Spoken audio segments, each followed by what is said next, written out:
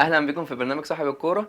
تعالوا كده نتكلم بسرعه عن تشكيل منتخب مصر والقائمه اللي حطها في كاس افريقيا. بس قبل ما نبدا الكلام ده تعالوا نتكلم عن ماتش الاهلي والزمالك في القمه الاخيره ونقول ايه راينا فيه. ويلا بينا نبدا الحلقه. تعالوا كده نتكلم بسرعه عن ماتش الاهلي والزمالك الاخير. لو جينا نمسك في الارقام او الاحصائيات هنلاقي ان نادي الزمالك كان متفوق على الاهلي في الماتش ده بشكل كبير جدا. يعني لو مسكنا من نسبه الاستحواذ او السيطره على الكوره او الهجمات او الشوط على المرمى، هنلاقي ان نادي الزمالك كان احسن من نادي الاهلي في النقطه دي. الاهلي كان اللي بيميزه في الماتش ده ان هو كان قدر يستغل الهجمتين او الثلاث هجمات اللي راحوا له على الجون عند الشناوي.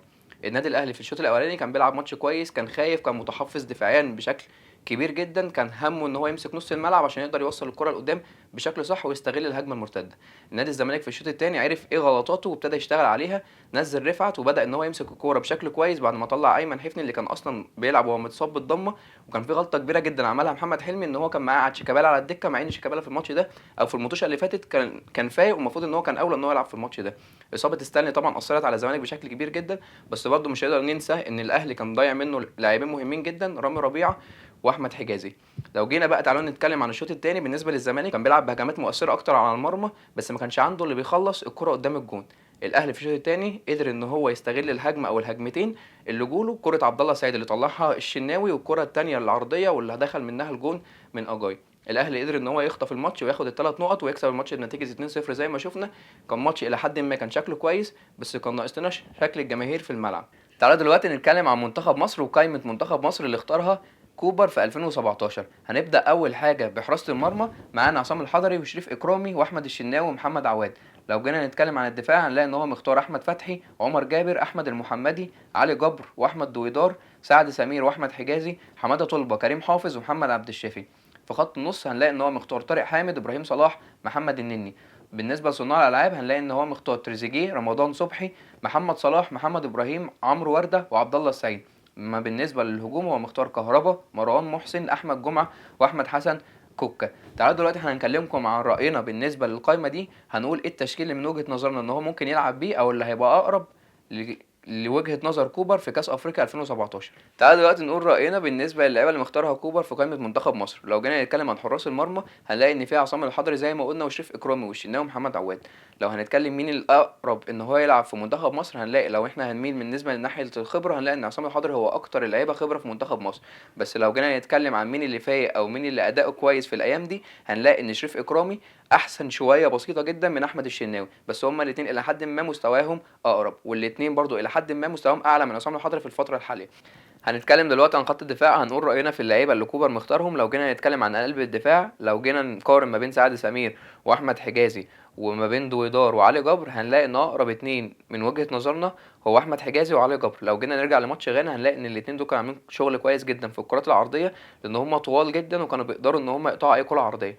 فبالنسبه للاتنين دول هم اقرب اتنين لخط الدفاع. بس لو جينا نتكلم مين اللي فايق دلوقتي او مين اللي اقرب للمباريات هنلاقي ان سعد سمير بيلعب مع الاهلي في اخر ماتشات بسبب اصابه احمد حجازي، وهنلاقي برضو ان علي جبر في الزمالك شايل كويس جدا بالنسبه لخط دفاع الزمالك. فدول من وجهه نظرنا اقرب اتنين ممكن يلعبوا في كاس افريقيا. فلو جينا نقارن ما بين احمد فتحي وما بين عمر جابر هنلاقي ان احمد فتحي عنده ميزه احسن من عمر جابر في حته معينه، ان هو بيلعب بروح عاليه جدا، وبالنسبه للناحيه البدنيه احمد فتحي اعلى من عمر جابر. فاحنا لو جينا بنلاعب فريق قوي بدنيا هنلاقي ان احنا ممكن نميل اكتر لاحمد فتحي في الناحيه دي. لكن لو فريق بيلعب كره على الارض او بنلعب من الناحيه المهاره او من الناحيه الجماليه هنلاقي ان عمر جابر اعلى من احمد فتحي في النقطه دي. لكن في الاخر خالص الاثنين اقرب اتنين بالنسبه للجنب اليمين. يعني احنا لو هنختار واحد ما بينهم ممكن نميل لاحمد فتحي اكتر لان هو عنده واجبات دفاعيه اكتر وبيقدر ان هو يسند في الجنب اليمين. نيجي دلوقتي نتكلم عن الجنب الشمال هنلاقي في محمد عبد الشافي وحماده طلبه. طبعا من غير اي تفكير ومن غير اي كلام محمد عبد الشافي هو ثابت نفسه بشكل كويس جدا في منتخب مصر. عبد الشافي كمان بيميزه ان هو بيقدر يزيد كويس قوي قدام وبيلعب عرضيات بشكل مميز جدا زي ما احنا كلنا عارفين. حماده طلبه ده ارجولي وبيقدر ان هو يلعب كويس وبيقدر ان هو يدافع كويس، بس ما عندوش ناحيه ان هو يطلع ويلعب اوفر برجله الشمال لان هو اصلا رجليه الشمال بتبقى عطلانه شويه قدام. فلو هنيجي نميل ما بين ده او ما بين ده هنلاقي ان محمد عبد الشافي هو اقرب واحد للناحيه الشمال. دلوقتي لو هنتكلم عن خط النص هنلاقي ان خط النص عندنا فيه طارق حامد وابراهيم صلاح والنني في اخر ماتشاتهم على ارسنال مش ماشي بشكل كويس جدا زي الاول، ما بيشاركش بشكل اساسي، بينزل في اخر وقت في الشوط الثاني. برضو بالنسبه للنني في ماتش مصر وغانا كان اداؤه قليل جدا عن الماتشات اللي قبل كده. فالنني من وجهه نظرنا هو دلوقتي مش جاهز لنص الملعب. اما بالنسبه لطارق حامد زي ما احنا كلنا عارفين ان هو دبابه جري، يعني بيبذل مجهود كبير جدا في الملعب، بيقدر ان هو ياخد الكوره ويسلمها بشكل كويس، وبيقدر ان هو كمان يوصل الكرة لقدام بشكل كويس. فطارق حامد مفيش اي حد ممكن يختلف عليه.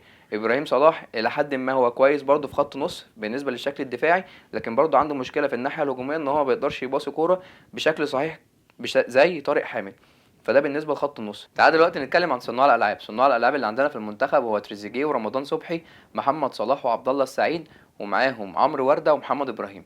لو جينا نتكلم عن تريزيجيه ورمضان صبحي هنلاقيهم ان هما الاثنين الى حد كبير جدا مستواهم قريب من بعض، وهما الاثنين بيقدروا ينفذوا الناحيه الدفاعيه مع الهجوميه بشكل كويس جدا، والاثنين عندهم برضو سرعه كبيره جدا بالنسبه وهم بيجروا بالكوره، وبيقدروا ان هم يحافظوا على الكوره بشكل كويس. لو هنيجي نروح الناحيه التانية بالنسبه لمحمد صلاح، طبعا محمد صلاح محدش هيقدر يتكلم عليه، ومحدش هيقدر ان هو يقول ان هو يقعد على الدكه، لان هو يعني الى حد ما او حد كبير جدا هو مفتاح لعب المنتخب مصر. يعني انت يا دوب بس كل اللعيبه بيبقى معاهم الكوره بيبقوا يدوروا عليه عشان يرموا له الكوره، وطبعا زي ما احنا عارفين ان هو سريع جدا وبيقدر ان هو يخلص الكوره قدام الجون. عبد الله السعيد طبعا لازم يلعب في الماتش، لان عبد الله السعيد عنده ميزه كويسه جدا ان هو هادي على الكوره، وبيقدر ان هو يطلع الكوره من رجله بشكل كويس، وبيقدر ان هو يزيد في الناحيه الهجوميه. فعبد الله السعيد بالنسبه ان هو يساند قدام بيساند بشكل كويس، لكن عنده برضو مشكله ان هو لو هيقدر ان هو يرجع للنص الملعب ما بيقدرش، لان لياقته البدنيه ما بتسعفوش في النقطه دي. لو جينا نتكلم عن خط الهجوم هنلاقي فيه اكتر من لاعب، هنلاقي فيه كهربا ومروان محسن وكوكا واحمد جمعه لاعب المصري. لو جينا نقارن ما بين اللعيبه دي هنلاقي ان مروان محسن هو لاعب صندوق كويس جدا وهايل جدا، كوكا برضو في الصندوق بيقدر ان هو يخلص الكور بشكل كويس، لكن كهربا لو جينا هنحطه في مقارنه مع مروان محسن وكوكا طبعا هنبقى بنظلمه، لان كهربا ما بيلعبش لاعب صندوق، بيلعب لعيب متاخر جاي من تحت. فاحنا لو هنلعب من غير راس حربة صريح يبقى كهربا هو اقرب واحد، لكن لو هنلعب براس حربة صريح هنلاقي ان مروان محسن خبرته وكوكا خبرته برضو كويسة جدا هتفيد منتخب مصر بالنسبة لراس الحربة.